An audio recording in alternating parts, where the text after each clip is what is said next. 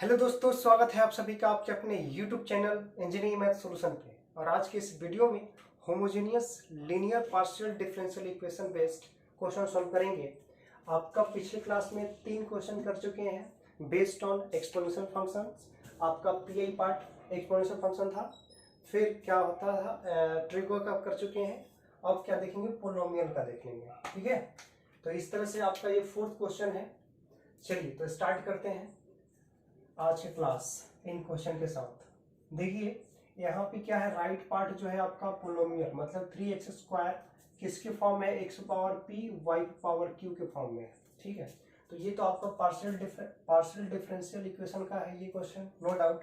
ठीक है, तो इनको क्या करेंगे, सबसे पहले इनका सॉल्यूशन 2 पार्ट्स में डिवाइड होता है, एक CF और PI में। ठीक है, तो इनको पहले सिंबॉलिक फॉर्म में रिप्रेजेंट कीजिए। तो लिखिए आप द गिवन सॉल्यूशन में लिखिए the given equation in symbolic form। Symbolic form मतलब इनको d और d डैश के फॉर्म में आपको लिखना है। ठीक है, तो मैंने क्या बताया था, del Z upon del X cube, मतलब इसको क्या d लेट करते हैं, d से रिप्रेजेंट करते हैं, डी क्यू हो जाएगा माइनस 2, यहाँ से आ जाएगा 2 2। देखिए यहाँ पे dx² के लिए क्या होगा, dx² मतलब d2 होगा, और डेल y है मतलब d डैश। ठीक है, एक ही d डैश होगा, इक्वल टू, देखिए अब z है तो z को कॉमन आ गया, z equal to 3x² y। तो ये आप किसके फॉर्म में लिख लिए, सिंबॉलिक फॉर्म में d और d डैश के फॉर्म में लिख लिए। देखिए डेल्टा एक्स जो है आपको d से रिप्रेजेंट करना है, डेल अपॉन डेल एक्स को क्या रिप्रेजेंट करते हैं, डेल अपॉन डेल एक्स को d और डेल अपॉन डेल y को d डैश। तो यहाँ पे डेल अपॉन डेल एक्स क्या है, 3 बार है ना, जिसमें डेल अपॉन डेल एक्स यहाँ पे देखिए 2 है तो 2 के लिए d2 कर दिए, यहाँ पे 3 है तो 3 कर दिए, यहाँ पे डेल y 1 है तो यहाँ पे d डैश एक बार लिखे। ठीक है, तो यही यहाँ पे पुट करना पड़ता है। अब ये इक्वेशन हो गया किसका, पार्शियल डिफरेंशियल इक्वेशन का, जिसका राइट पार्ट क्या है, पोलिनोमियल। ठीक है, x power p y power q, तो इनका PI पार्ट निकालना पड़ेगा। उससे पहले CF पार्ट देखते हैं। तो CF for calculation of CF, तो CF आपको फाइंड करना है। CF में क्या करते हैं, एक्सिलरी इक्वेशंस के लिए d के जगह पे क्या पुट करते हैं, m, और d डैश की जगह पे 1, और z की जगह पे क्या करते हैं, 1 पुट करते हैं, यही ना। इसके बाद आपको क्या हो जाता है, ये जो आपका इक्वेशन बनता है वो कन्वर्ट हो जाएगा एम क्यू माइनस, ये देखिए ये आपको क्या हो जाएगा 2m² और d डैश की जगह पे 1 होगा, तो सिंपल क्या बचेगा, ये 2m² ही रह जाएगा इक्वल टू 0। ये आपको एक्सिलरी इक्वेशंस है। ठीक है, axillary equations, m³ minus 2m²। यहाँ से आपको रूट्स निकालेंगे, रूट्स पे इसके नेचर पे डिपेंड करेगा इसका CF क्या होगा। यहाँ से देखिए, यहाँ से आप निकाल सकते हैं 2m² हो गया, यहाँ से आप m² कॉमन लीजिए, m² कॉमन लेंगे तो क्या होगा, m माइनस 2 इक्वल टू 0। ठीक है, यहाँ से 2 रूट्स निकले आपका, 3 रूट्स निकला, m² मतलब m का वैल्यू 2, 0 0 और एक निकला 2। ठीक है, 3 रूट्स है टोटल, 0 0 और एक तीसरा होगा 2। तो इसके अकॉर्डिंग CF क्या निकल जाएगा, CF हो जाएगा 5 1 की जगह पे क्या लिख सकते हैं, f1 भी लिख सकते हैं, फंक्शन भी लिख सकते हैं, y प्लस 0x मतलब कोई मतलब नहीं है। ठीक है, प्लस ये देखिए रिपीट हो गया, तो रिपीट के लिए क्या करेंगे, ये 2 रूट्स ही तो है 0 0, तो x इंटू 5 2, यहाँ पे लिखिए y प्लस 0x मतलब ये लिखेंगे, प्लस ये तीसरा रूट से 2, तो 5 3 y प्लस 2x। तो इस तरह से आपका ये CF पार्ट हो गया, CF का पार्ट। अब देखते हैं इनका PI कैसे निकालेंगे। ठीक है, तो PI पार्ट में देखिए, नाउ PI इक्वल टू क्या हो जाएगा, ये जो होगा आपका 1 अपॉन, ये लिखिए पहले सिंबॉलिक फॉर्म वाला, DQ minus 2d² d dash. ठीक है, डी स्क्वायर डी डैश, और यहाँ पे क्या है आपका 3x स्क्वायर वाई। ठीक है, यही तो है, इस सभी में ऐसे ही करते थे। अब देखिए जब पोलिनोमियल आता था तो इसको पावर देखते थे, पावर को कंपेयर करते थे कि कौन छोटा है कौन बड़ा है। इनका मैं मेथड बताया था कि जब p लेस देन हो q से, ठीक है, p लेस देन q, और जब p ग्रेटर देन q, उसमें आपको इस पार्ट को किसके रूप में ऊपर ले जाना है, ठीक है, एक्सपेंड करना है। देखिए जब p लेस देन d होता तो पावर को, इस वाले टर्म को कैसे d अपॉन डी डैश के रूप में आपको ऊपर ले जाते थे, ऊपर ले जाना पड़ता है। जब p ग्रेटर देन q होगा तो इसको क्या करेंगे, d डैश ऊपर d नीचे, ठीक है, इसके रूप में आपको इस पावर को एक्सपेंड करना है, ऊपर ले जाना है। तो यहां से क्या कीजिएगा, d यहाँ मतलब कि p जब ज्यादा होगा q से, यहाँ पे p ज्यादा ही है, x का जो पावर है वो ज्यादा है किससे, y के पावर से, मतलब यहाँ पे d कॉमन लेंगे। यहाँ से आपको क्या कॉमन लीजिएगा, d कॉमन लेते हैं, और इसमें d डैश कॉमन लिया जाता है।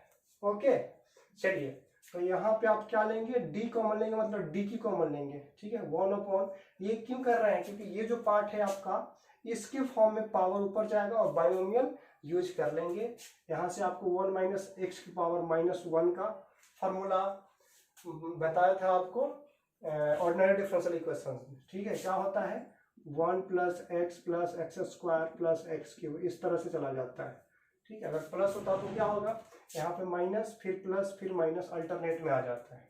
तो यहाँ से आप लीजिए डी क्यू कॉमन, ठीक है, डी क्यू कॉमन ले लेंगे तो यहाँ पे 1 बचेगा, माइनस यहाँ पे 2 तो आएगा ही, d2 है, मतलब क्या हो जाएगा d डैश, और ये d2 ही है तो मतलब d से डिवाइड कीजिए, है ना, तो इसके फॉर्म में आ गया आपको। ये क्या है, 3 को बाहर ले आइए, यहाँ पे 3 आ जाएगा, ठीक है, 3 इंटू 1 लाइए यहाँ पे, इस तरह से आपको एक्स स्क्वायर वाई बचेगा। ठीक है, चलिए कांस्टेंट था इसलिए बाहर ले आए। अब देखिए, अब इस वाले पार्ट को क्या करेंगे, ऊपर ले जाएंगे माइनस में, है ना। चलिए तो ये हो जाएगा upon 1 upon D Q 1 minus 2d upon D dash, ये चलाया आपका माइनस के फॉर्म में एक्स स्क्वायर माइनस वाई, ठीक है, एक्स स्क्वायर इंटू वाई, ये क्या है आपका मल्टीप्लाई के फॉर्म में एक्स स्क्वायर वाई। ठीक है जी, चलिए अब यहाँ से क्या करना है आपको, इसको क्या करेंगे, इसके फॉर्म में कन्वर्ट कर देंगे। ठीक है, तो 1 अपॉन डी क्यू, ये 3 तो है ही मल्टीप्लाई में, चलिए यहाँ से आपको आ जाएगा 1 यहाँ पे plus 2 D dash upon D.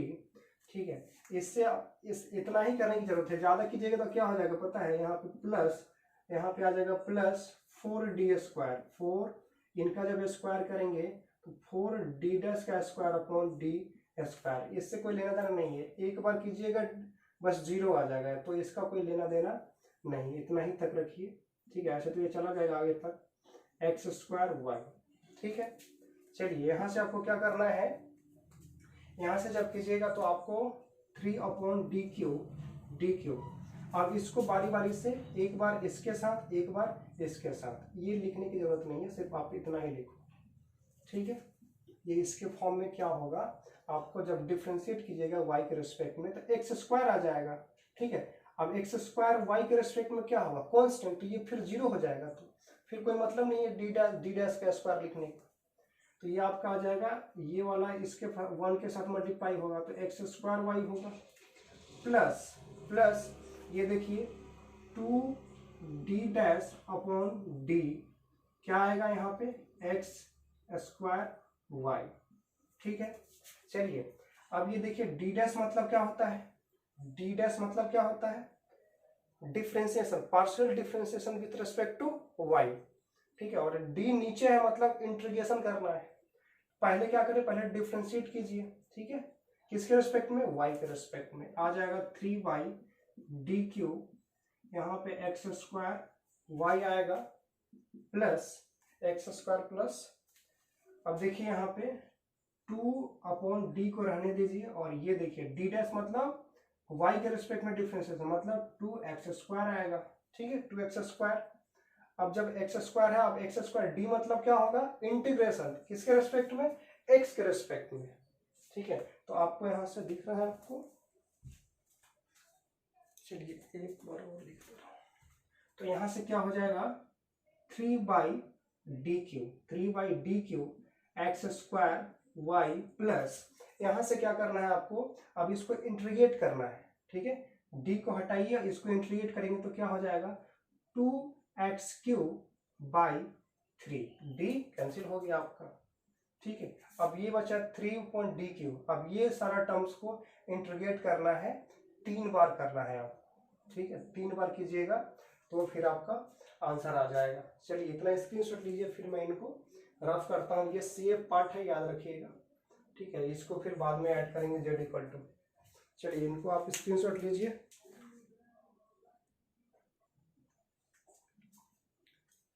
इनको सॉल्व करते हैं, थोड़ा आगे प्रोसीड करते हैं। इनको अलग अलग कर लें, ये 3x² y/d³ को, फिर इनको एक साथ।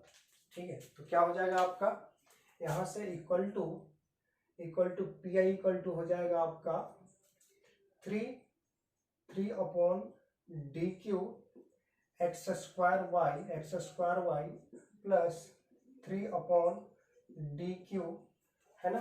d³ मतलब 3 बार इंटीग्रेशन करना पड़ेगा इस वाले फंक्शंस को, और d मतलब क्या है, x के रेस्पेक्ट में इंटीग्रेट करना है, तो y कांस्टेंट हो जाएगा।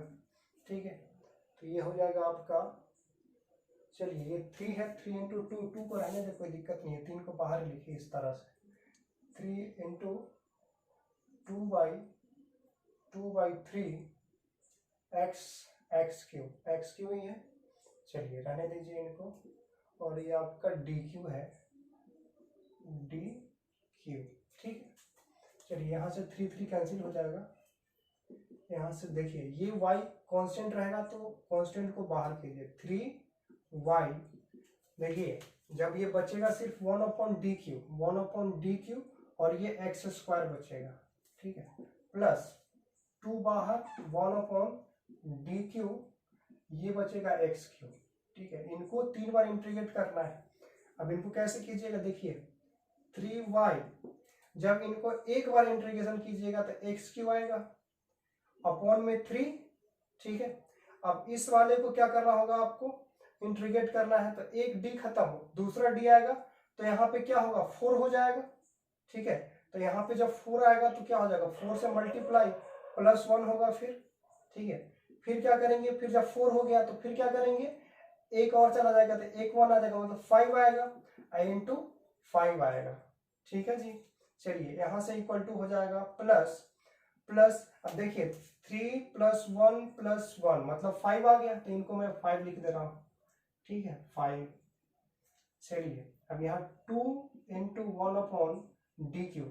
अब देखिए सही से देखिएगा, यहाँ पे जब 1 होगा यहाँ पे तो क्या होगा, x⁴ होगा, तो 4 आ जाएगा।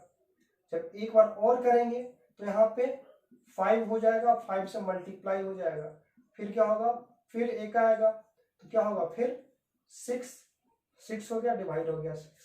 ठीक है, तो इस तरह से आपको क्या आ जाए, 4 5 6, तो इनको मैं 6 लिख दे रहा हूँ। ठीक है, चलिए इनको सॉल्व कर लेते हैं थोड़ा सा। देखिए ये 3 कैंसिल हो गया। ठीक है, ये आपको बच गया x⁵ × y अपॉन 4 5 जा 20। ठीक है, प्लस यहां से देखिए 2 2 जा 4, यहां से चला जाएगा 60 आ जाएगा, 60 आएगा, ऊपर क्या बचा आपका x⁴। ठीक है, चलिए यहां से आप क्या कीजिए, यहां से आप लिख सकते हैं 60 को एलसीएम ले लीजिएगा, तो 60 आएगा, 60 यहाँ पे चला जाएगा 3 x⁵ y प्लस x⁴। ठीक है, तो इनको अच्छे से थोड़ा सा इस फॉर्म में लिख लीजिए, 1/60। ठीक है, चलिए ये आपका पीएम निकल गया। अब यहां से जो आपका सॉल्यूशन मिलेगा, क्या मिलेगा, हेंस कंप्लीट सॉल्यूशन क्या हो जाएगा, z = CF + PI। ठीक है, ये वाला पार्ट CF लिख ले रहे हैं, phi1 y यही आपका CF था, plus x phi2y plus phi3y plus 2x, और ये आपका PI निकला है 1/60 इंटू 3x तो power 5 into Y plus x power 6। तो ये आपका आंसर हो जाएगा। ठीक है, फाइनल। ये इनको रफ कर दे रहा हूँ। ठीक, तो इनको आप स्क्रीनशॉट लीजिए, फिर मैं दूसरा क्वेश्चन लगा रहा हूँ। ये आपका फिफ्थ क्वेश्चन था, जब पीआई पार्ट आपका कोई भी फंक्शन होता था, राइट साइड कोई भी फंक्शन हो, ठीक है, उनके बेसिस पे मैंने पीआई कैसे फाइंड करते हैं। ये देखिए, जब आपका pi 1/d minus md dash के फॉर्म में हो, यहाँ पे फैक्टर मतलब यहाँ पे कोई भी फैक्टर हो, ये फंक्शन कोई सा ही फंक्शन, एनी फंक्शंस है ना, in terms of X Y, जैसे कि मैंने फंक्शन एक्सपोनेंशियल लिया है ना, आप इसके जगह पे दूसरा ही फंक्शन ले सकते हैं, पोलिनोमियल ले सकते हैं, साइन वाला पार्ट भी ले सकते हैं, ट्रिग्नोमेट्री भी ले सकते हैं। तो ये आप क्या करना होगा, सिर्फ इस पार्ट को किसके फॉर्म में, फैक्टर के फॉर्म में लाना है। ठीक है, इस वाले फैक्टर, कोई जरूरी नहीं कि एक ही फैक्टर हो, दो फैक्टर होगा, और अलग अलग फैक्टर के लिए उनका अलग अलग इंटीग्रेशन होगा। ठीक है, करते क्या है ये कि इसमें d minus M D dash है, जो फंक्शन है e raise to X plus Y, क्या करेंगे, y की जगह पे c minus M X put कर देते हैं, c माइनस एम की जगह पे यहाँ पे 1 हो सकता है, 2 हो सकता है। ठीक है, x के फॉर्म में। इससे क्या फायदा होगा कि आपका जो ये फंक्शन होगा सभी x के फॉर्म में कन्वर्ट हो जाएगा, और x के रिस्पेक्ट में क्या करेंगे, उसको इंटीग्रेट कर देंगे, आसान हो जाएगा, और बाद में क्या करेंगे, c की जगह पे y plus M X put कर देंगे। ठीक है, तो चलिए देखते हैं इनको करना क्या है। ये आपका पार्शियल डिफरेंशियल इक्वेशन है, ठीक है, होमोजेनियस का। तो इनका जो सॉल्यूशन होगा दो पार्ट में होगा। ठीक है, ये ऑलरेडी सिंबॉलिक फॉर्म में है, तो इनको कन्वर्ट करने की जरूरत नहीं है।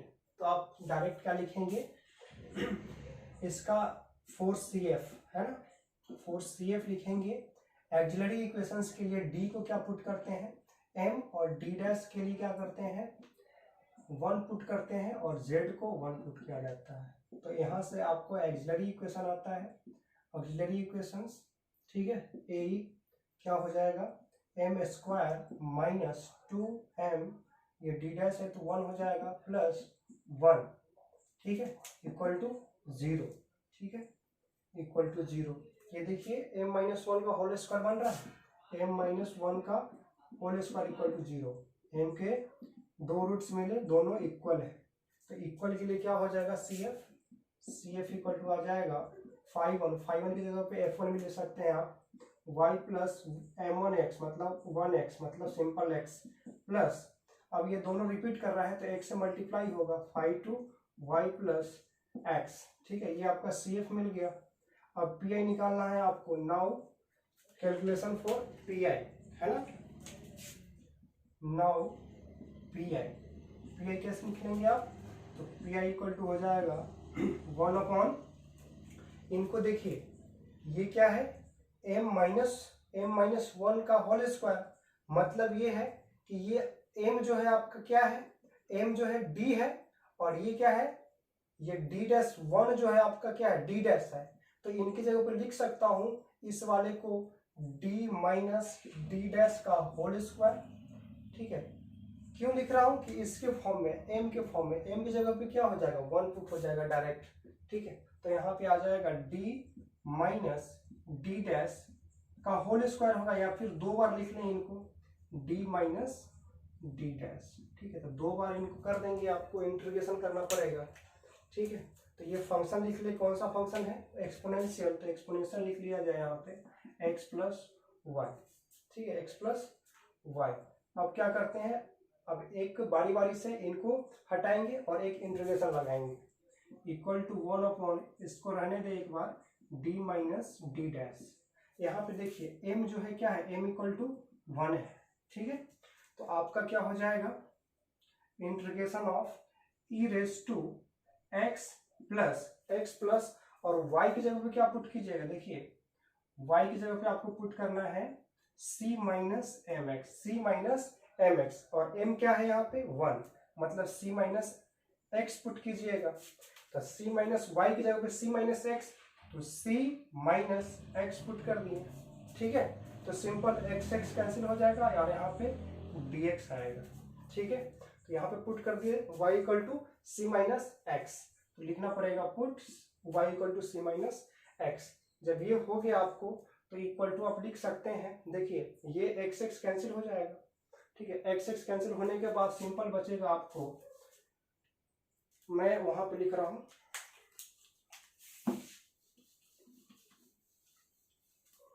चलिए यहाँ पे क्या हो जाएगा आपका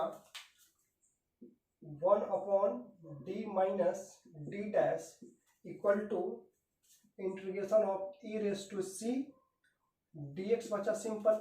ये तो एक कांस्टेंट है, ई भी कांस्टेंट है और सी भी कांस्टेंट है। ठीक है, तो ये क्या है, ये दोनों कांस्टेंट हो जाएगा। ये नहीं कि ये कोई वेरिएबल नहीं है, एक्स वाई भी नहीं है।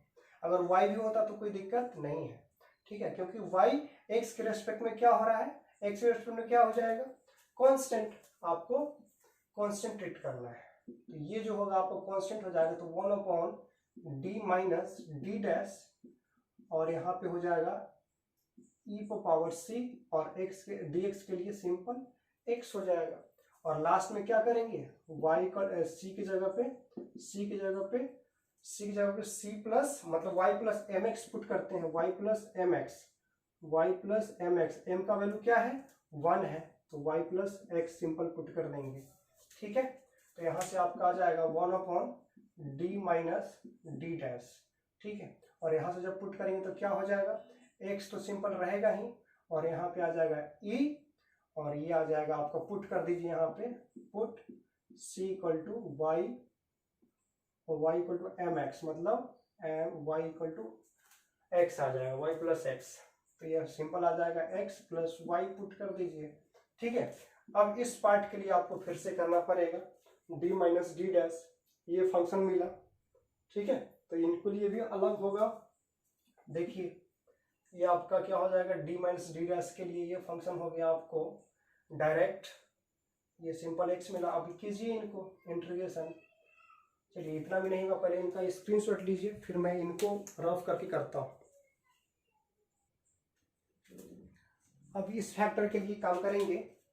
ठीक है, तो इनको क्या करेंगे, एक्स है तो ये इनके लिए भी इंटीग्रेट कर देंगे, इंटीग्रेशन ऑफ, ये एम की जगह पे क्या है 1 है, तो आपका आ जाएगा एक्स इंटू कहाँ, जहाँ पे वाई है, वाई की जगह क्या पुट कीजिएगा, put Y equal to C minus M X, मतलब सी माइनस एम एक्स, तो सी माइनस एक्स ही पुट कीजिएगा, सी माइनस एक्स पुट कीजिएगा, एम की जगह पे 1 पुट करना है ना, तो सी माइनस 1 एक्स। तो यहाँ से आपको आ जाएगा एक्स प्लस और वाई की जगह पे क्या रखना है, सी माइनस एक्स, सी माइनस एक्स रख दीजिएगा ये वाला। ठीक है, और फिर से क्या हो जाएगा ये डी एक्स। ठीक है, चलिए इनको अब सॉल्व करते हैं। इक्वल टू हो जाएगा इंटीग्रेशन ऑफ एक्स इंटू, ये कैंसिल हो जाएगा, ये X X cancel, E raise to C D X. ठीक है, अब ये कांस्टेंट है, ई पर पावर सी है, सी एक कांस्टेंट है, ई भी क्या है कांस्टेंट, 2.71 होता है इसका, तो 2 के पावर समथिंग कांस्टेंट, तो कांस्टेंट ही आएगा। तो इक्वल टू ये बाहर रखिएगा तो क्या हो जाएगा, ई रेस टू इतना हो जाएगा, सिंपल आपका क्या हो जाएगा, ये एक्स का इंटीग्रेशन, तो एक्स स्क्वायर बाई 2, और बाद में अब क्या करेंगे, सी की जगह पे वाई प्लस एक्स रख देंगे, है ना, वाई प्लस एम एक्स होता है। तो now P I equal to क्या हो जाएगा, पी आई इक्वल टू ये आपका E power X plus Y, या पहले इनको ये लिख ले, X square by 2 E raise to X plus Y, ये पी आई निकल गया आपका, और सी एफ निकल चुका है आपका ये। तो आपका कंप्लीट सॉल्यूशन क्या हो जाएगा, z इक्वल टू नाउ, ये z equal to now complete solution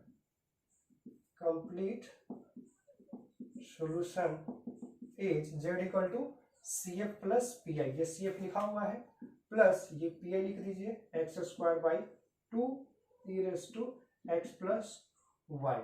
ठीक है, तो इस तरह से आपका ये फाइनल आंसर हो जाएगा।